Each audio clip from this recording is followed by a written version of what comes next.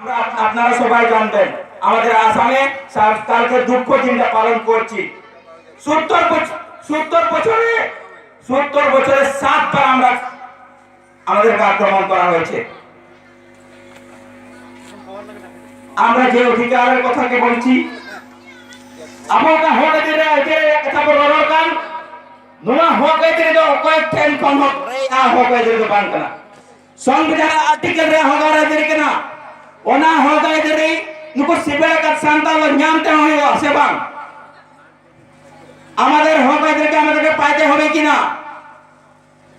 কিনা আমাদের অধিকার আমাদের পাইতে হবে কিনা যদি পাইতে হয় সেটার জন্য সংগ্রাম অনিবার্য। কেউ আজকাল মান নাই নিজের অধিকার দেয় না, সেই অধিকারের জন্য আমাদের সংগ্রাম করা উচিত। আর আমি সেইটার জন্যই এক নতুন সংগ্রামকে আরম্ভ করার জন্য, এক নতুন বিপ্লবকে আরম্ভ করার জন্য সবাইকে ডাকছি যে সারা সান্তাল ছাত্র সংস্থা জানুয়ারি মাসে 4, 5, 6 তারিখে এক বিশাল সম্মেলন আয়োজন করেছেন তেজপুরে। জানুয়ারি মাসে 4, 5, 6 সারা সান্তাল ছাত্র সংগঠন তারা বিশাল আসামের জন্য একটা সম্মেলন আয়োজন করেছে। সেই সম্মেলনে আমি বরাক উপত্যকায় যত মা বাবারা আছে, ভাই বোনরা আছে, সবাইকে স্বাগতম জানাচ্ছি। আপনারা যাবেন এই আসামে আমাদের সান্তাল জনগোষ্ঠী কিভাবে শোষণ করা হয়েছে, আমাদের অধিকার থেকে বঞ্চিত করা হয়েছে, সেগুলো বিষয় নিয়ে সেগুলো কথা নিয়ে ডিসকাস করা হবে। আর আমরা ওখানে যে সান্তাল জনগোষ্ঠীর অধিকারকে আপনাকে এতদিন না দেওয়ার পর আমরা আসামের চিফ মিনিস্টার সর্বানন্দ সোনোয়ালকে ডাকেছি।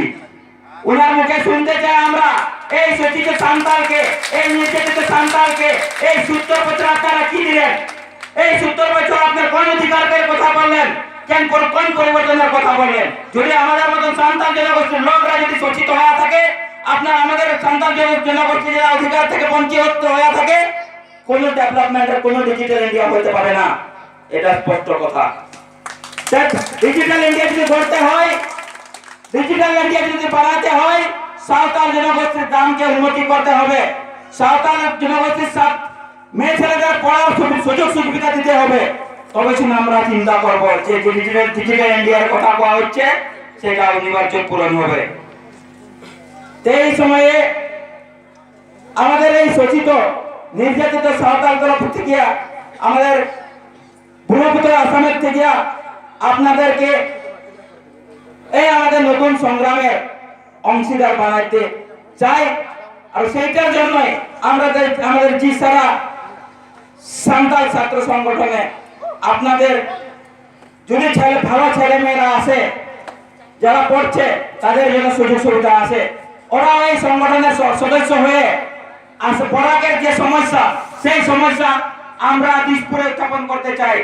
আপনাদের কি শিক্ষার অসুবিধা, থাকার অসুবিধা, যে আপনাদেরকে শোষণ করা হয়েছে, সেইগুলা কথা আমরা আসাম সরকারের কাছে উত্থাপন করতে চাই। এটার সাথে সাথে আর্থিক হিসাবে যাতে আমরা একবার যেতে পারি, টাকা পয়সা যাতে আমাদের এক নতুন ইনকামের সোর্স হতে পারে। আমি এখানে আসে শুনেছি যে ম্যাক্সিমাম অনেকজনেই আমরা চা বাগানে কাজ করি, কিন্তু চা বাগানের শোষিত কি জনগোষ্ঠী আছে, সবাইকে শোষণ করা হয়েছে। কেউ যদি অন্য মানুষের বাড়িতে যায় কাজ করে তাহলে 300 টাকা হাজিরা পায়, আর যারা চা বাগানে কাজ করে তারা 100 থেকে 150 টাকা হাজিরা পায়, তাই না? কিন্তু আসামে আমরা এক নতুন নতুন ঢৌকে তৈরি করেছি যে চা বাগানে যারা কাজ করছে, সে সান্তাল হোক, সে মুন্ডা হোক, সে খালিয়া হোক, সে উরাং হোক, এক সম্মানজনক হাজিরা দিতে হবে, যাতে ওর পরিবারটা বুঝতে পারে, ওর আর্থিক ভাবে হোক, ওর স্বাস্থ্যর ভাবে হোক, ওর শিক্ষা দিশে আগ বাড়িয়ে যেতে পারে। সেটার জন্য আমরা আমাদের যেখানে আদিবাসী সংগঠন যারা আছে, সাঁওতাল সংগঠন যারা আছে, আমরা বলছি যে আপার আসামে বা আসাম মঞ্চে 350 টাকা করে ওদের ডেইলি হাজিরা দিতেই হবে। সেই প্রস্তাবকে आज যদি এখানে গভর্নমেন্টের যদি লোক আছে মিডিয়া যদি আছে, আমরা স্পষ্টভাবে বলি আমরা কারো গোলাম না। আমাদেরকে গোলাম হিসাবে ব্যবহার যাতে না করে, আমরা যদি শ্রমিকের সমমর্যাদা অধিকারে দেওয়ার জন্য সরকার দায়বদ্ধ, আর সেটা যেতেই হবে, সেটা দিতেই হবে। আমাদের কণ্ঠ আমরা প্রকাশ করতে না পারি, সেটার জন্য আমাদেরকে যাতে শোষণ করা না হোক, আমাদের আওয়াজ আমরা উঠাইতে না পারি, সেটার জন্য আমাদের সরকার আমাদের শোষণ না করুক। আর এই খিলঞ্জিয়া সাঁওতালদের, এই থলুয়া সাঁওতালদের যেটা মৌলিক অধিকার, শিক্ষার ক্ষেত্রেই হোক আর জনজাতিকরণের ক্ষেত্রেই হোক, আজকে ভরাফলিতে আসে আমরা একটাই কথা বলবো যে আমাদের সরকার আমাদেরকে বলছে যে আমাদের ক্রাইটেরিয়া ফুলফিল না, আমাদের সাঁওতাল জনগোষ্ঠী হিসাবে যে জনজাতিকরণ হওয়া দরকার, সেই জনজাতিকরণে যে 6টা বৈশিষ্ট্য, সেই 6টা জনগোষ্ঠী বৈশিষ্ট্য আমার বলে পরিপূরণ না। আমরা সরকারকে প্রত্যাহ্বান জানাচ্ছি যে সাঁওতালের যে জনগোষ্ঠী যে জনজাতিকরণের যে 6টা বৈশিষ্ট্য আগে ছিল, এখনো আছে।